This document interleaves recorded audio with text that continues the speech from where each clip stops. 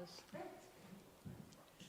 Tai dabar garsą. So, dear audience, dear friends, it's a great pleasure for me to welcome you all here today into this beautiful building of the National Museum, and also, of course, to those of you who are watching online. It's always a great pleasure as the Swedish ambassador to welcome Swedish guests to Lithuania, and I think that really underlines the close partnership exchanges that we have between Sweden and Lithuania in many different ways. Before I introduce today's guest of honor and give her the floor, I would like to say a few words about the Swedish feminist foreign policy. In 2015, we had for the first time a feminist government in Sweden and also a feminist foreign policy. And it's great to see actually that a number of countries are now following suit and are also adopting feminist foreign policies. The foundation of this policy is based on 3 R's. The first R is about rights, which means equal rights, and that human rights are also women's rights. However, I think we still see that there's a long way before we will achieve full equal rights for all. And the estimate is that it will take another 136 years to achieve full human rights globally. And of course that really, I think, underlines the importance of us all working to speed this change up. The second R stands for representation. Having an influence over setting of the agenda is key. And I think we have to ask ourselves the simple question, who makes decisions and for whom? While we have made some progress in Sweden and Lithuania, I think we see that women are still underrepresented in influential positions in all areas of society. The third R stands for resources, underlying the need to apply a gender perspective on the allocation of resources and analyzing the impact of financial policies on everyday lives of women and girls. And the fourth R stands for reality check, and that's about getting the facts right. And I think we are living in a time when facts are being questioned or being dismissed. And it's very important, of course, that we are basing ourselves on facts. But how should we reach people with these important messages? One of the most powerful ways to reach people's minds and hearts is through the spread through art and media and culture. And one important voice in Sweden, as well as internationally, is Liv Strömquist. She embodies feminism and its values, and she's boldly spreading this message. Her art talks about the double standards of society, of bodily integrity and health, of redistribution of resources, and of hard facts in relation to gender equality. And this is all packaged by satire and an iconic style of drawings and witty texts. And for this she has become widely acclaimed as one of the most successful comic book artists and a well-known and beloved radio host. She has received many prizes, and her works have been translated into 20 languages. And her work has also been made into plays. So I'm very honored and glad that you have come to Lithuania and that we are able to welcome you here tonight. And she is now taking part in this program about the arts on Marijai Gimbutienei. And I think we are all curiously looking forward to hear more about how the works of Marijai Gimbutienei contributed to science made it into your book, Fruit of Knowledge. And I'm sure that we will all take a lot of interesting insights with us from today's talks, and that will also inspire us in our continuous work on gender equality. So with that, I should hand the word to you. Thank you. Thank you. Thank you. So, labas vakaras, welcome everyone. It's such a great pleasure, and we are really grateful for the Swedish Embassy in Vilnius, Lithuania, to support this event. Without you, it wouldn't be possible, really. And also, I would like to thank my two former colleagues, one former cultural attaché in the United Kingdom, Rita Valiukonytė, who actually pointed me to this book. I didn't know that this book exists. I just asked around my network of cultural diplomats, and then I just got this answer. And then another cultural attaché in Sweden, Liana Rakita Jonsson, who I also want to thank, she met you, and then we received this book with a dedication, with a special dedication for the show, which is upstairs. So it's part of the show here in the House of Histories. And it's been there for almost 6 months, and we're really happy to have this contribution of contemporary creators in the show. Not just the archaeological hypothesis, but also where we speak about the life and career of Marijai Gimbutės and also her influence. So we are really happy to have the book and the author in real life here. We actually have a quite extensive program for this for this exhibition.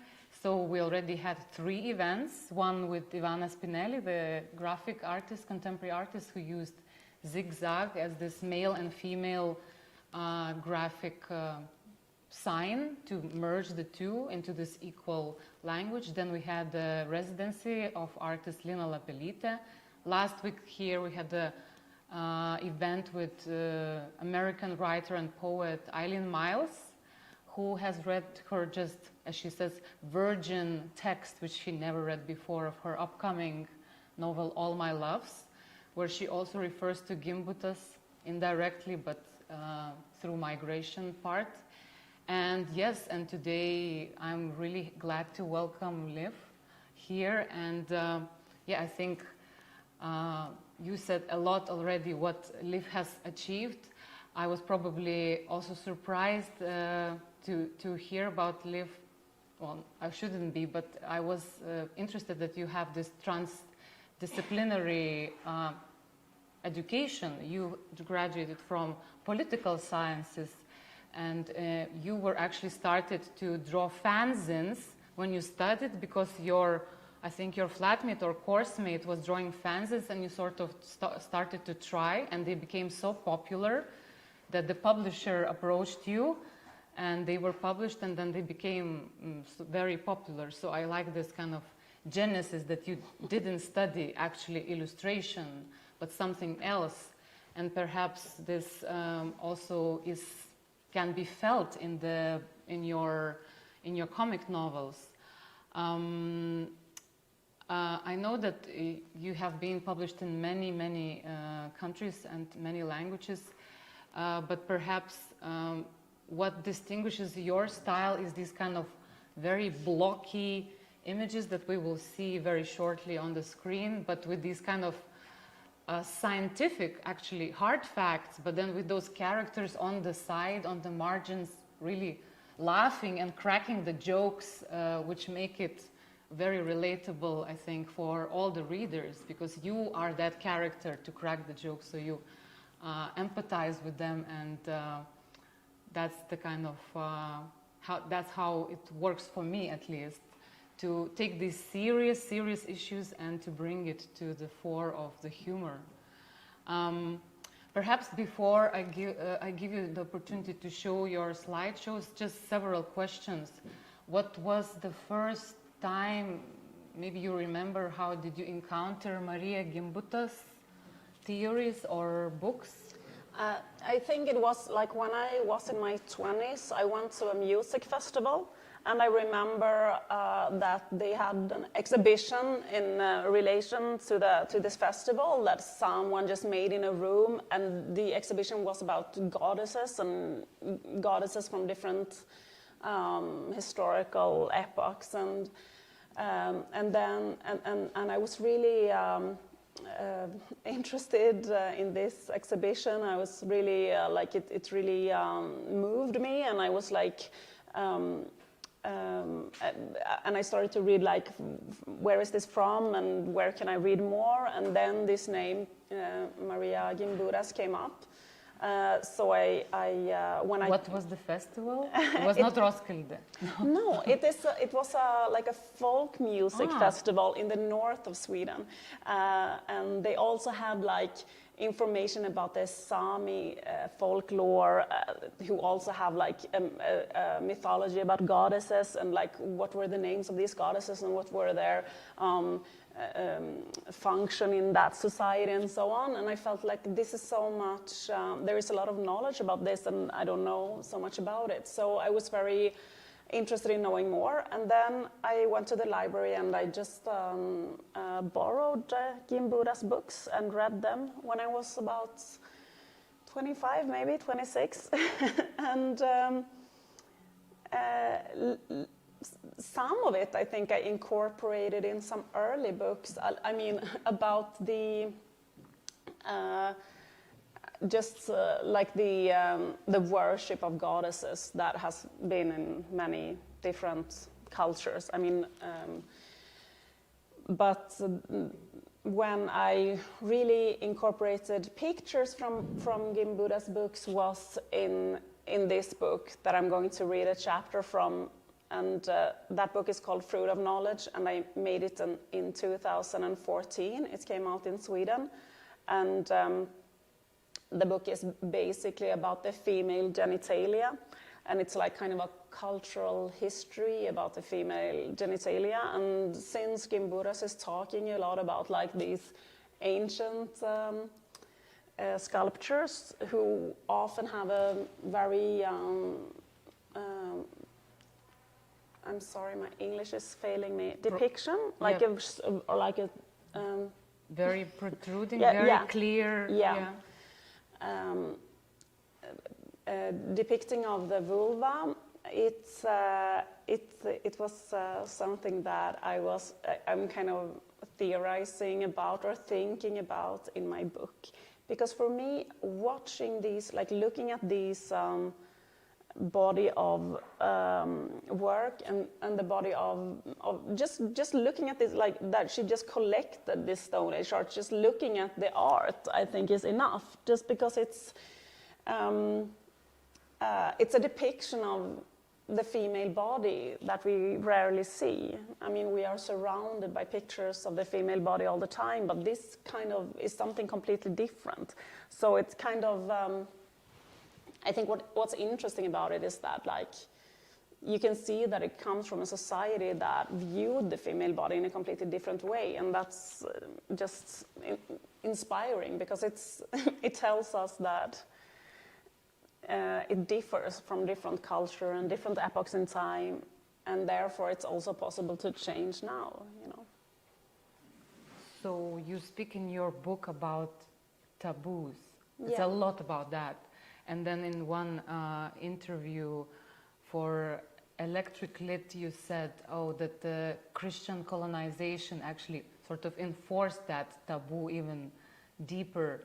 Do you think now, or at least I feel that now, this taboo is lifted a little bit, and it's not just vagina monologues or other artworks, but it's now this reclaiming or embracing this new word for the external, right, organs that are previously been like forgotten or sort of obliterated in a way.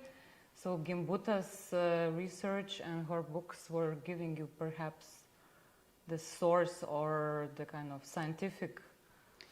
I think that, like, when you, just to say the thing about Christianity, I think that, like, in these, like, Stone Age religions, that there is, like, a fertility element that is more present.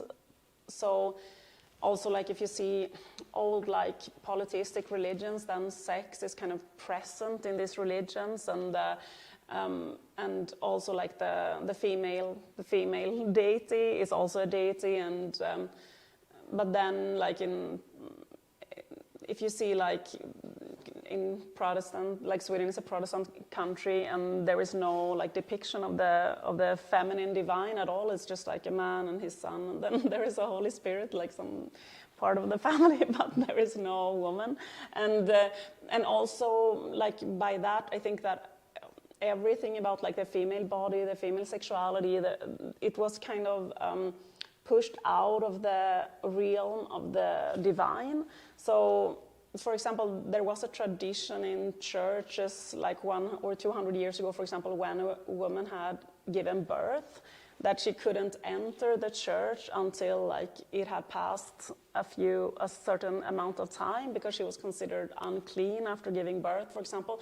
So like birth giving is not a divine thing. It's like the opposite of a divine thing. It's like something that is unclean. For example, it's something that is shameful and taboo. And menstruation is another example of something that has been like, there is a very long description in the Bible of how unclean the menstrual blood is. It's like it's so unclean, and then it's very unclean, and then you have to clean even more, and then you have to like it's like just like super unclean, like. And so like you have this tradition of just and also that, of course, like female sexuality is something that was connected to witches, and in the witch hunts there were a lot of like description about how they had sex with the devil, and you know, like all of this, like, so you know, like so like this whole body sexuality, it was something that was kind of disconnected from the divine. So like, and what we see in like these like maybe like in more elderly religions, there was like the fertility or sexuality, it could be kind of embraced within, but not to say anything more about it. We know nothing about it, but like it's, you can see like in Hinduism, for example, that they have like the holy lingam and the yoni and like all of this. Yeah, putting this in the book. So we will. So like it could be part of religion and not something. And I think for women, like in past times, this taboo around childbirth or pregnancy or menstruation or sexuality or sexual pleasure and things like that is something that has, you know, it's like it's an oppression against women, basically. Two more questions before we give your slideshow. One thing is the beauty, or the element of the beauty, because your one of the recent books, it's Hall of Mirrors. It's about the social media and kind of beauty standards that we oppress ourselves very eagerly. But what about the beauty of how Marijai Gimbutienė says about this ancient civilizations, how they viewed, that they didn't view those sculptures as objects of adoration in terms of, you know, male gaze, like some actually scientists said that, oh, they are almost like pornographic objects, and then of course she is responding to this, that they were not those objects because they were symbolizing, as you said, fertility, life forces, rebirth, nature itself. But still we have nowadays a new kind of, I don't know how to say, regime of beauty, which even is used for thinking about, oh, is my labia, I don't know, beautiful enough? And then people undergo certain operations or are still ashamed. So this shame, function of shame, what do you think? I mean, Eileen Miles said that shame makes everything minuscule. Do you agree with that? Yeah, well, my book is, I think that like I was thinking about shame in my book when I was starting to create my book, because actually I think that because shame is a very, very strong feeling that can really like just occupy your body and make you feel like really, it's a really like intense bodily sensation when you feel embarrassed. And I had this memory. I made this book when I was like 32 years old or something like that, or 34, 35, and I was reminiscing like something that happened when I was a teenager, because I had very bad menstrual cramps when I was a teenager. And so I was in class, and then I had really, really, really bad menstrual pain, but I was so embarrassed I couldn't tell my teacher, I have to go and have like a painkiller or ask the nurse. Fainted. And I fainted because of pain, because and also like it's not very known, but it's like it's quite common to have this intense menstrual pain. It's not very uncommon, but it's like you have to always say that it is something else, and so I just fainted inside of my classroom, and then afterwards, I was like thinking about this event and thinking about myself as a teenager, and I'm like, how can I be such an idiot? Like, why couldn't I just ask someone to have a painkiller? I mean, why was I so shy about this? It's like even in Sweden. Yeah, even in Sweden. Yeah. Everyone is telling me this all the time when I'm like, in Sweden, why can't you just like tell them I'm menstruating? Like in Sweden, it should be very so like. One way of thinking of this is like, why was I so shy? Does it have to do with this adolescence or something with my upbringing? But like what I am interested in my books, it's just to view at a culture or the society, because like shame is a construction of like what is considered shameful, like what is a taboo? Why do I feel embarrassed talking about certain things about myself or my body? So it was just an investigation of like the cultural history of menstrual shame, like why is it a taboo? Like where does this taboo come from? Has it always been a taboo? And like how did they handle it in different cultures and in folklore, and where is it described? And so this was like kind of the starting point for me to just like try and find out like the cultural history of menstruation, for example. That is one chapter in my book. So there are different chapters. And the chapter that I'm going to read is a chapter about the inner labia, which is like a very little, small body part that usually doesn't get so much attention. But in this book, it has its own chapter, the chapter about the inner labia. But so, the reason I was started to be interested in the inner labia is because I read that one plastic surgery that is increasing very much is the reduction of the inner labia. It's like a plastic surgery where you reduce the size of your inner labia. So this surgery becomes more popular.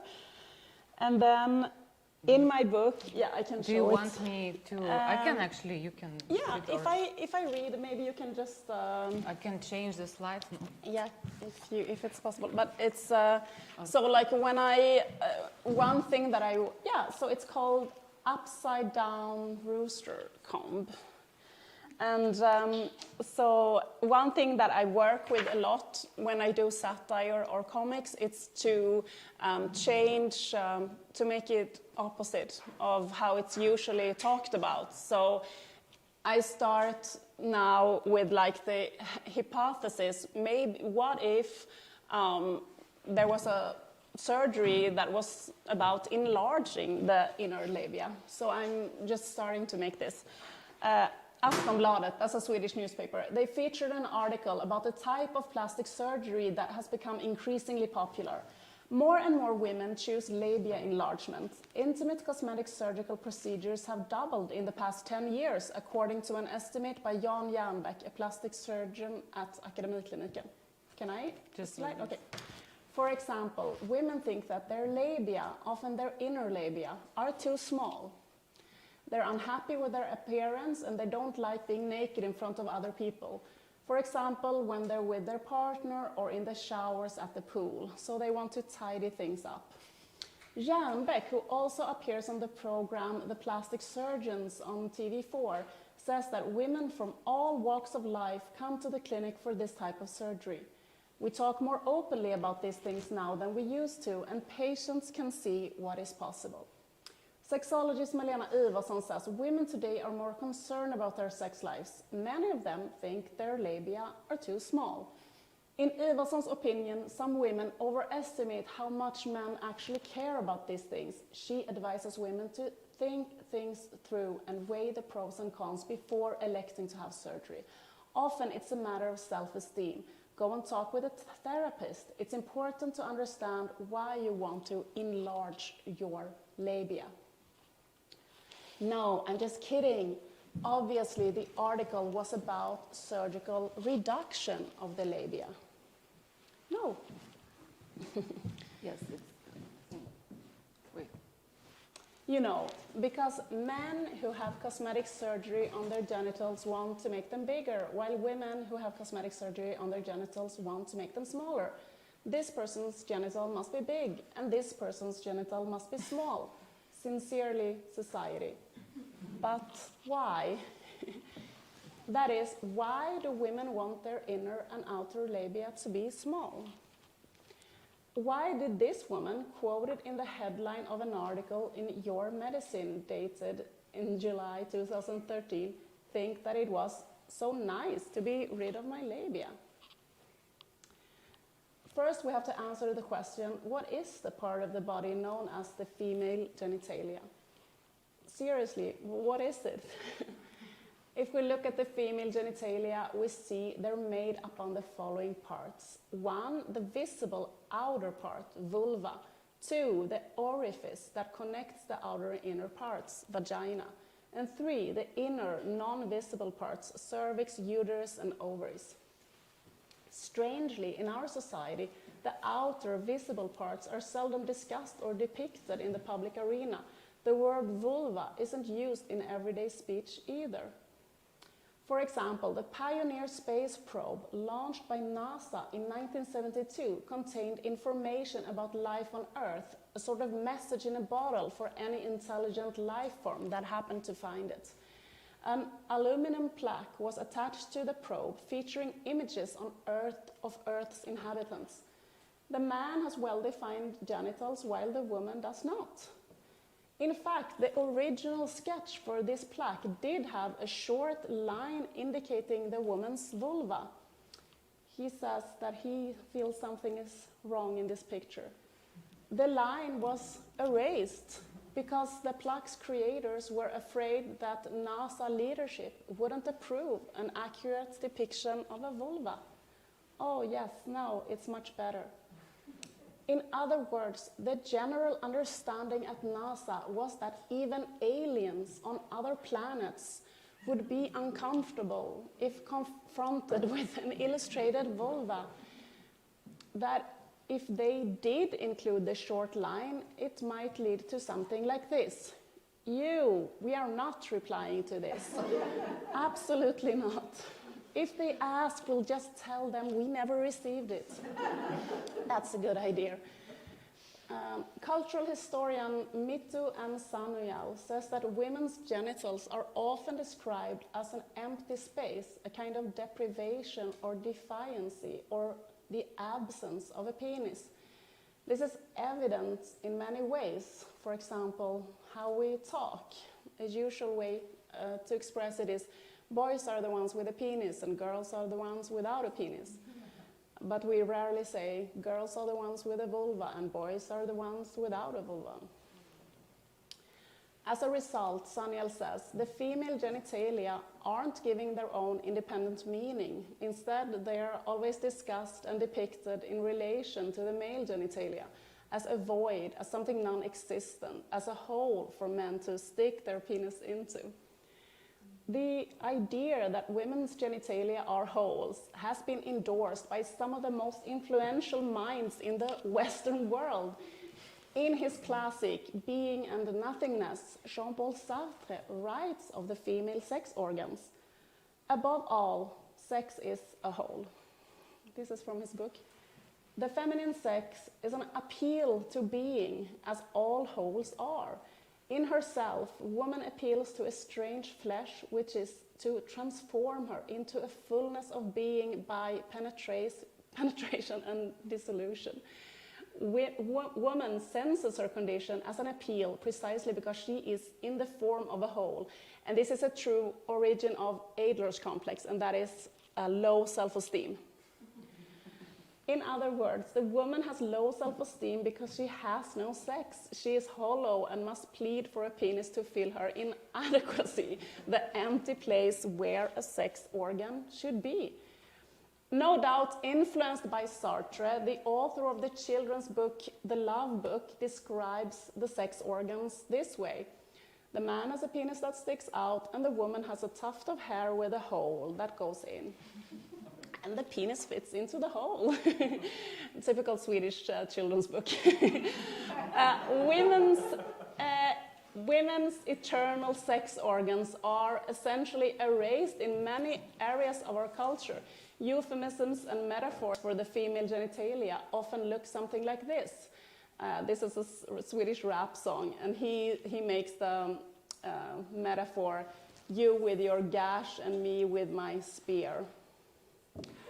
But there are lots of other metaphors they could have chosen for the woman's part.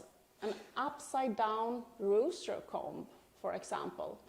Why not something like this? Me with my garden gnome and you with your rooster comb. It's just a suggestion for people who do music. As I mentioned earlier, the collective term from the outer sexual parts, vulva, is hardly ever used in everyday speech. Instead, people use the incorrect term vagina when what they're really talking about is the vulva. For example, this vagina necklace depicts actually a vulva. And here are other examples. This is a vaginal bleaching cream, but it should have been called a vulva bleaching cream. And that's other examples. Okay, so there is a collective confusion over what to call the various sexual parts. But does it really matter? Psychologist Harriet Lerner has been writing since the 1970s about the consequences of mislabeling the vulva as the vagina. She likens the misuse of language to psychic genital mutilation. What is not named doesn't exist. To illustrate her point, she cites a popular sex education book from the 1980s. A girl has 2 ovaries, a uterus, and a vagina, which are her sex organs. A boy's sex organs are a penis and testicles. One of the first changes at puberty will be the growth of hair around the vaginal opening of the girl. Lerner writes, such a partial and inaccurate labeling of female genitalia might inspire any young girl to sit on the bathroom floor with a mirror and conclude that she is a freak. The editors of this 2002 biology textbook saw no reason to include an image of the external genitalia either. They were content just to publish these 2 figures under the headline, the female sex organs. So this is from the side and how it looks in the inside. On the other hand, it does seem extremely important to inform readers that the vagina's preordained purpose is to be filled with a penis in the heat of heterosexual passion. The vagina is approximately 8 to 10 centimeters long and has muscular walls that can expand. This allows the vagina to accommodate the penis. Inside the vagina is a smooth, moist mucous membrane. When a woman becomes aroused, the moisture in the vagina increases, making it easier for the penis to penetrate. It does not take Einstein to figure out my point here. Our cultural unwillingness to name and visually depict the vulva is likely a major factor for women who want to surgically reduce their labia. Our culture simply wants things a certain way. 1, there are 2 genders. 2, they are each other's opposites. And 3, they physically complement each other like a sword and sheath as manifested in heterosexual intercourse. Based on these cultural ideas, women's genitals are constructed as a whole, waiting to be filled with a cock, not as an organ that exists in its own right. So it's obviously a huge disappointment when reality doesn't live up to expectations. The website for plastic surgery clinic Victoriakliniken states, after puberty, the inner labia can be perceived as too long if they hang far below the outer labia. When the woman is standing, this can give the impression of a little penis, which some women may find embarrassing. Well, obviously that's all wrong. The female genitalia can give the impression of a little penis is not what I wrote in Being and Nothingness. The female genitalia can be the impression of a little penis is not what I wrote in my track, Det dig jag vill ha. I mean, it's not like I wrote me with my spear and you with your little penis. The female genitalia can give the impression of a little penis is not what I expected when I found the pioneer plaque and traveled millions of light years to Earth to meet this woman. She looks nothing like her picture. Damn, I guess it cheesed off when I expect a girl not to have external sex organs and then it turns out that she has the external sex organs. Am I right, guys? I'm sure you've heard gender referred to as a social construct, but in the case of genital cosmetic surgery, we can actually say that society literally constructs by hand with a surgical knife the biological gender. Yeah, so there you have it. The vulva is hidden in our culture in both language and image. But there's also an ancient tradition of doing the opposite. That is, putting the vulva on display. So let's take a little walk to the cradle of Western civilization. In one of the Homeric hymns from like 600 before Christ, there is a myth called To Demeter, which goes something like this. Demeter, as you may know, was the Greek goddess of agriculture and the harvest, and she had a daughter, Persephone, who was abducted and taken to the underworld. Beside herself with despair over her daughter's disappearance, Demeter wanders the countryside, lacking the will to eat or drink. As her body grows more and more emaciated, all the plants and crops around her stop growing and eventually die. On the brink of starvation, the people beg the gods for help.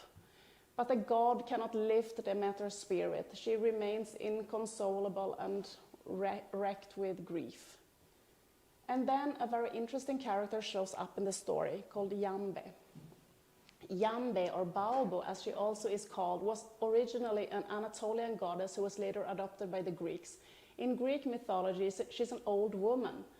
Baobo receives Demeter as her guest, and through many quip and jests, like with tricks and jokes, she persuades the harvest goddess to eat and drink again. But what kind of tricks and jokes exactly? Well, according to the myth, having spoken thus, Baobo lifted up her dress and showed the indecent parts of her body. And so the goddess laughed, and laughed in her heart, and received the shining cup, so everything started to grow again after this. The symbolic significance of exposing the vulva is hard to understand today because it's totally foreign to our culture, but it seems to have been an inspiring and humorous gesture. Ritual display of the vulva was common in festivals honoring Demeter, as well as in other religious cults whose members were predominantly women. Aristophanes writes about women in the Greek city of Eleusis who gathered at the temple of Demeter, exposed their genitals to one another, sang and ate sesame honey cakes in the shape of vulvas. There are also accounts of women in Egypt 400 before Christ who, in festivals honoring the cat goddess Bastet, would call out to female spectators and perform a dance in which they showed their vulvas. As recently as the 1800s, European fables featured women defeating the devil by exposing their genitals to him.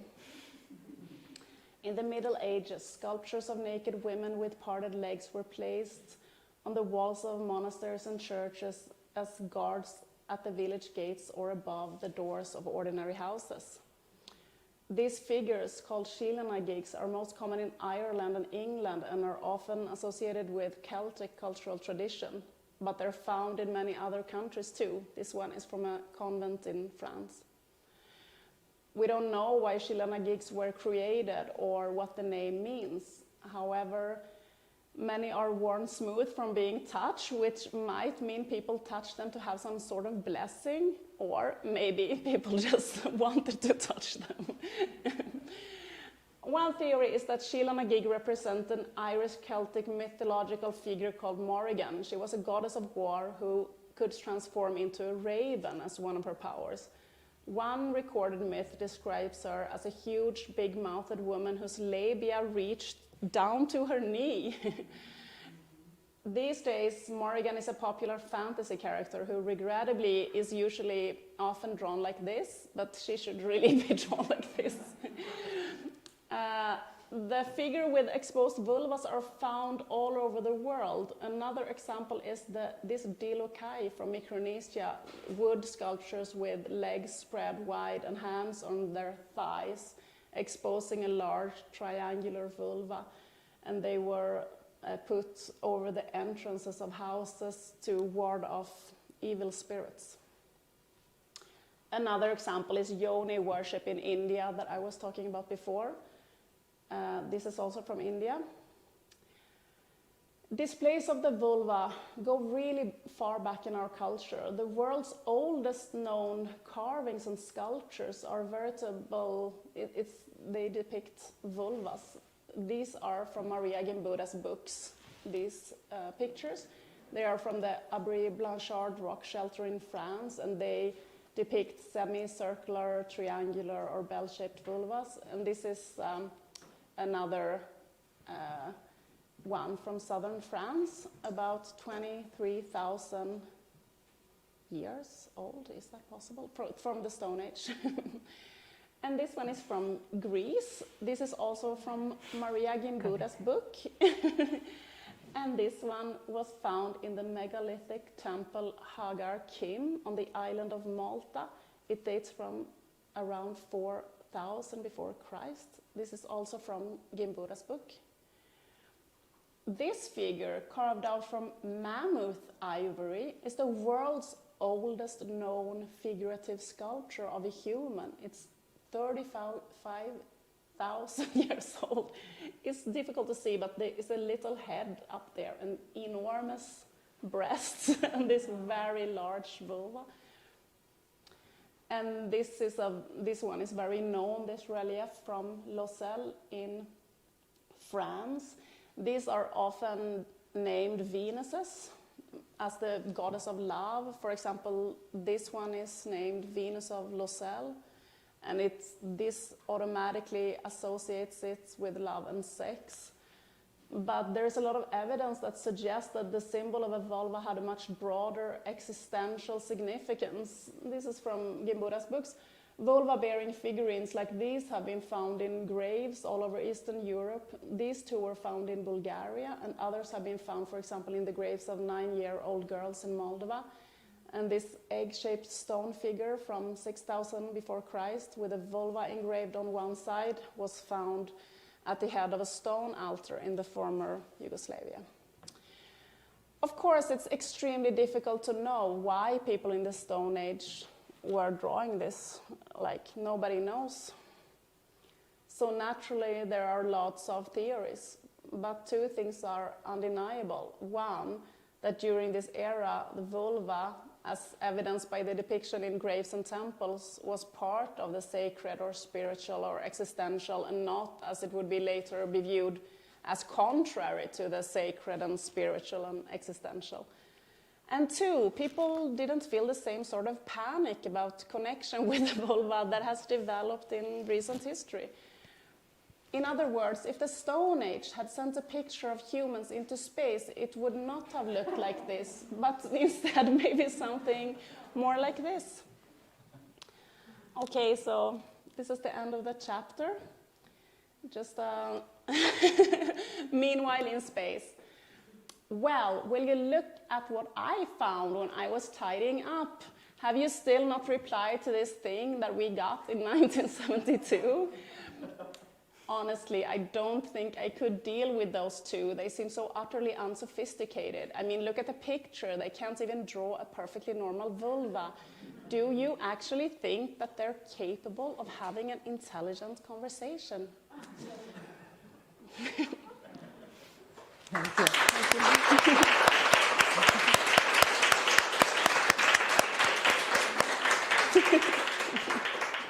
And it's all here. Yeah. So we don't have it yet in Lithuania, but you can order through internet. But I hope somebody is gonna publish it here in Lithuania. Translators, We have publishers, the translator here. publishers. Yeah, because I think it's really interesting when you said, thank you for presentation, when you said about Ukraine, this experience of yours, you had a very, very small publisher, right? Who was also almost handwriting or very like DIY publishing, and tell us what happened with this. Yeah, so this was published in Ukraine, and part of the excavations that Gimbutienė made was also in this part of, because in these parts it's very, very common also with these Stone Age sculptures. Yeah, but there, I told you before that they only made like 300 copies or something like that, and they hand wrote it. And the publisher, it's very difficult to publish like this kind of book. And the publisher told me that her mother had been very angry at her and yelled at her and said, like, why do you keep publishing these types of books? And it's so bad, you know, like, why don't you publish a normal book? And then she gave it to her mother, and the mother read all of it, and then her mother was really upset again, and she was like, why didn't you tell me that this is a really good book, this is a really interesting book, and like, you never tell me, like, why? So, yeah. So transformation, you Yeah. made somebody transform some kind of prejudices. Yeah. No, I think it's just like normal stuff with mother. Yeah.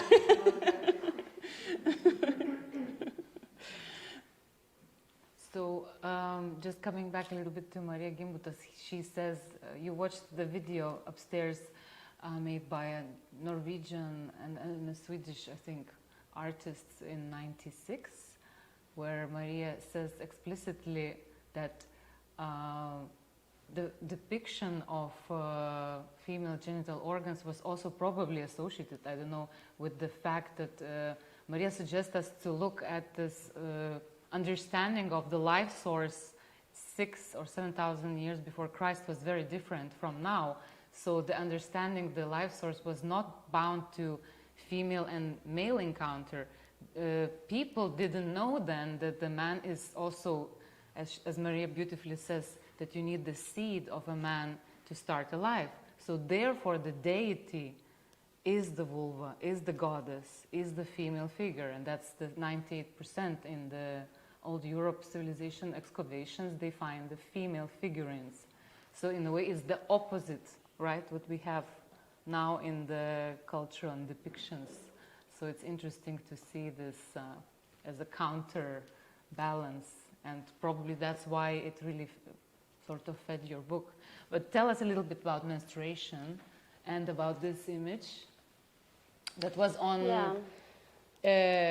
well, it didn't surprise the Ukrainian mom, but it surprised a lot of Stockholm metro goers, because this image was painted, because Stockholm metro is one of the, they call it largest outdoor galleries in the world, where they install artworks in all the metro stations.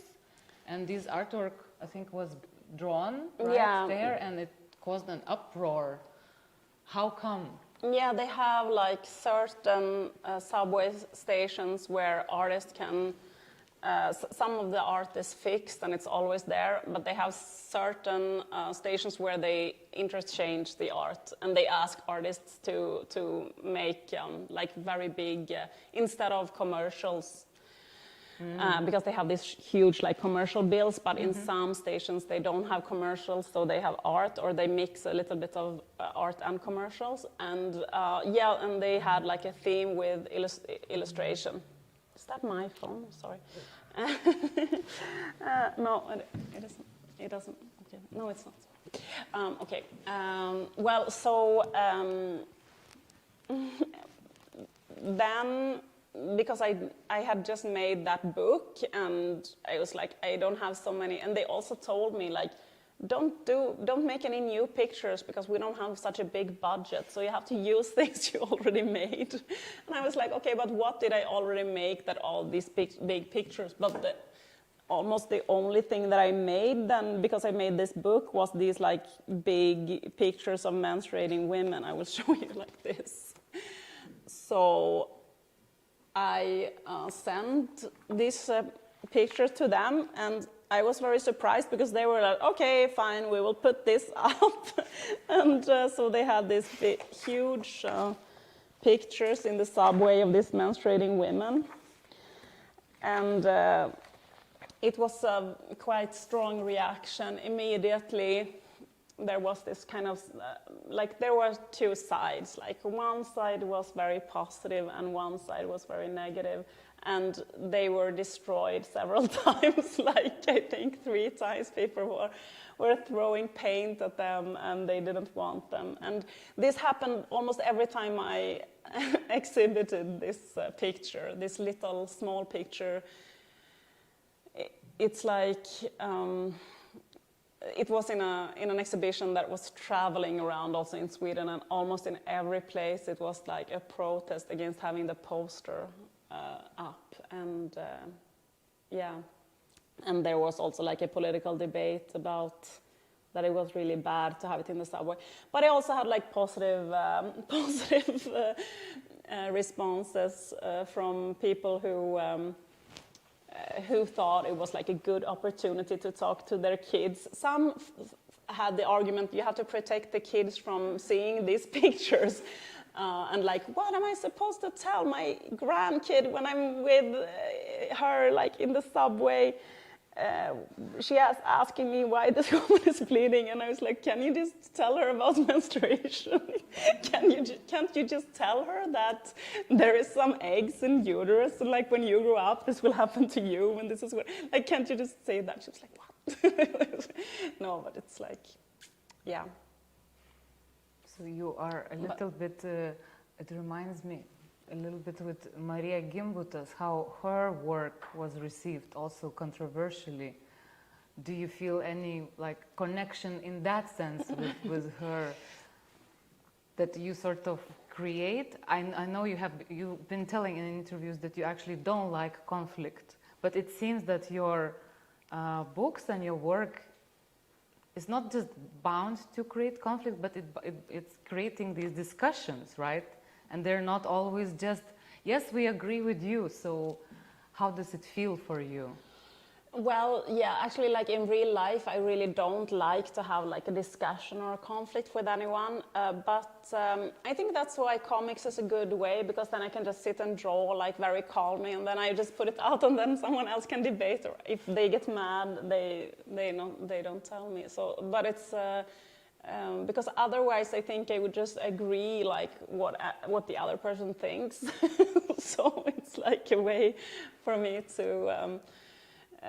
Yeah, but I don't know. I think that what's interesting with Marijai Gimbutienė's work is like we, as I said, like we don't really know. Also, like I said in my comic, like we don't really know how to interpret these goddesses. But she had this theory, this like very mind-blowing kind of almost fantasy that everyone, and that could also like open up like how we think, like is it possible to think like this, and like no one had thought about that before, like looking at these sculptures. And so I think that's like that kind of very creative fantasy or like intuition or theory that, you know, like that created a lot of energy around her at that time, and also inspired, as you have pointed out in this exhibition, a lot of artists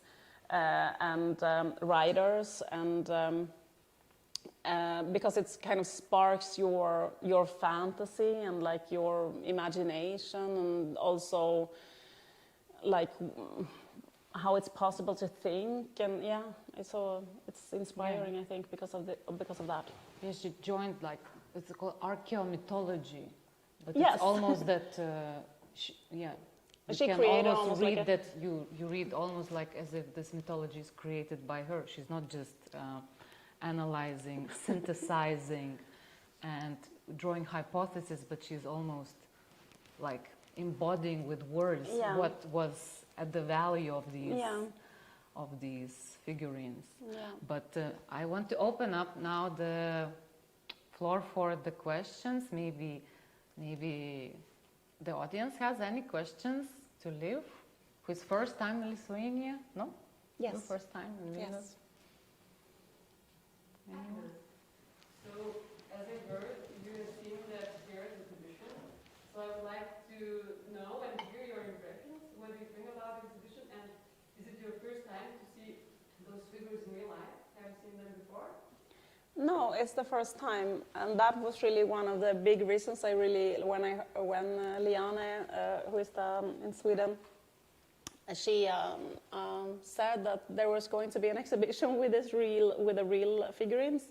I was really intrigued. I felt like I really want to see them in real life, and some of them, you know, I've been seeing pictures of them many times, and it's really it's a very strong you know experience to see them in real life, and it's often you told that they are yesterday. very small, and you also Yeah. said that they're very small. But I thought that I thought they would be even smaller. So I'm like, I think it's quite big. Actually, I thought maybe like some of them, yeah, maybe some of them are very small. But Because in the advertisements they're big, but then yeah, it would be cool if they were that big, like 2 or 3 meters. No, but it's yeah, it was. Yeah, really interesting. You said yesterday they were cute or something. Yeah. You were, aesthetically, you were also observing some of the figures. They have the very protruding buttocks Yeah. with those, like, as Marijai Gimbutienė often calls, the cosmic eggs in some buttocks. So it's Yeah. also interesting for your other research where you analyze some Yeah. beauty standards Yeah. that are coming Yeah. up now. So it's just so many links, perhaps, for you. Yeah. There's been worship of a big butt even since the Stone Age, so it's still here today. No, but it's like yeah, some of them look very much like yeah, Like in the pictures. yeah, yeah. And It's yeah, it's really interesting to see them, and also all the ceramics, and they are very big. I think Beautiful. that's yeah, they are huge, and it's incredible that they are so old. And it was also very interesting to see the interview with Marijai Gimbutienė that I've never seen, because it's like a very rare interview, and very very interesting to just see her live talking about this. So I really enjoyed the exhibition. and your book at the end. Yes, and then my book at the end. Any more questions? Anyone? I have a question. Could you just tell us more about the work process you go through as you're writing your own comic novels? Did you start with images? You start writing a script, or is it that you have a conceptual framework first? Or how do you do it? Well, I start to circulate quite loosely around some kind of idea, and it's like often it's like some kind of something that I find difficult or painful, or like in this case it was this like feeling of like I wanted to investigate first like this feeling of feeling shame around your body, and like where what is that, and so on, and then so I started to think about that, and then just suddenly I just came up, you just come closer and closer, and then I start by reading books. And so I just look like for this book, for example, I'm just like looking in the online, just trying to find the literature in this, just like anyone who's writing maybe an essay or an article, so just see like what is out there. And then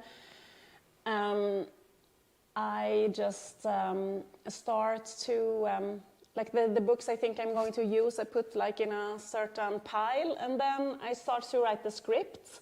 And when the script is ready, then I draw. So what takes the most time for me is writing the script, and then I draw very fast. As you can see, the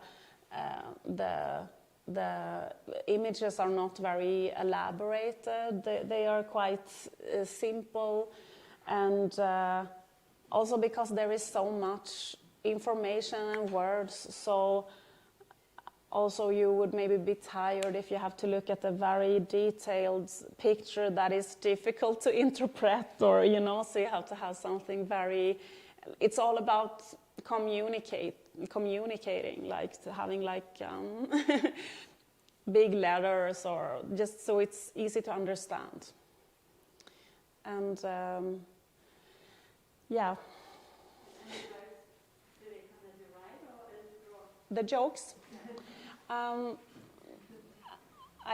have to, like, there was one comic artist in Sweden, one older comic artist, and he said he makes really funny comics, and he said like he had a rule for himself that there had to be something funny in every square. Like you cannot make one square without something funny. So like in some books, not in all of my books, but like I have to have this like if there's nothing funny in the text, there has to be something funny in the drawing. Maybe I can draw this funny looking person, or it can say something funny, or something like that. So, but some of the jokes are in the script from the beginning, and then some I come up with, because some is just like it's very spontaneous, and I make it quite fast, like, and I always take like the first idea, so it's like more about just like producing and just like not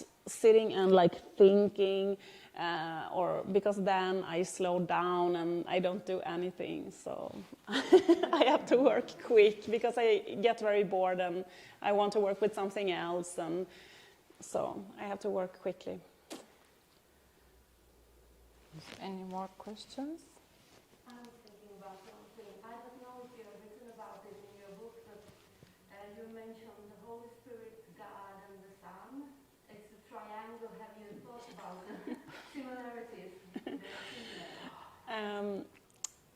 No, I haven't, but it's true. Also, like the Virgin Mary is often depicted in this vulva shape, so it's like a bit behind her there is often this shape. So there are elements, I think, also very much similarities in the worship of the Virgin Mary and this more ancient goddess worship, and also like a lot of, I mean, it's a known fact that a lot of like this, that there used to be like a goddess worship site, for example, from Egyptian religion, or the Isis, goddess Isis, or like some other like a goddess, and then they built like a Maria, because, and also Maria is like the mother goddess and kind of protecting motherhood, and that's like one very big aspect of life. That, but like in Protestant religion, that one is not there. So there is no woman in there is no mother, there is no. I mean, you can see sometimes, but it's often like there. In some very old churches, you can still have it. Like in my village where I grew up, there's a neighboring village, and they have a very old sculpture, this where it is the grandmother and the mother and the child, with the mother of Mary and then the child. And they when they changed from Catholicism, they wanted to take it out of the church, but the whole population in the village said they didn't agree, so they wanted, because she's also a protector of like women who their children die, or like she's a protector of like sad feelings when you're a mother and so on. So they had this very strong relationship with this with this sculpture, so they refused to take it out. So that one is still there. But so in some you can see this. I think this is like this goddess worship traces that you can see absolutely in these religions. Yeah. I really liked how you said, again, coming back to this Ukraine incident of this publishing book, that you said, oh, but they can't publish the book, or it's hard, or they're ashamed. But then at the same time, they have, in Ukraine, there are all these figurines and goddesses, and that is their national treasure. Yeah. So just to kind of wrap up this evening, I once again want to thank the Swedish Embassy and the staff at my museum that allowed to invite you, and also hopefully you are already the Swedish national treasure, and we have Marijai Gimbutienė as our national treasure, kind of speaking about these ancient archaeomythologies, but also our current life issues. So thank you again for coming here. Thank you.